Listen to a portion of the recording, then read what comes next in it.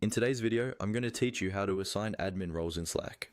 By the end of this walkthrough, you'll know exactly where to click, what to look for, and how to confidently give the right people the right level of access in your workspace.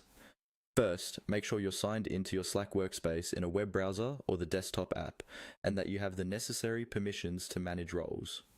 Usually, only owners or existing admins can assign these higher level roles. If you don't see some of the options I mentioned, it might mean you don't have the correct permission, and you'll need to ask a workspace owner for help. Once you're in Slack, start by clicking on the admin option.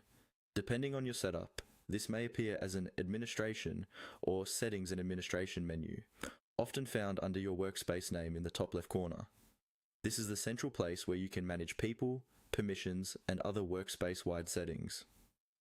From the admin area, look for and click on Manage Roles.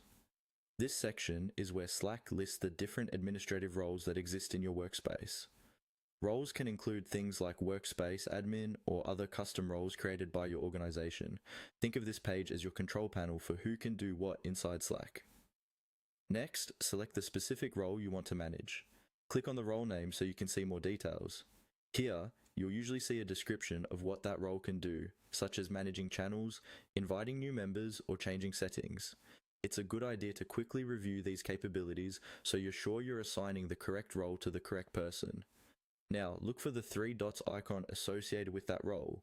This is often referred to as the More Options menu. Click on those three dots to open a small menu of actions related to that role. In that menu, click on Assign People.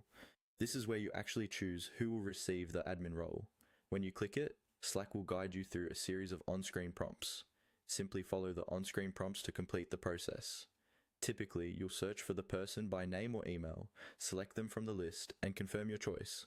Take a moment before confirming to double-check that you're assigning this role to the correct account, since admin access comes with extra responsibilities and privileges.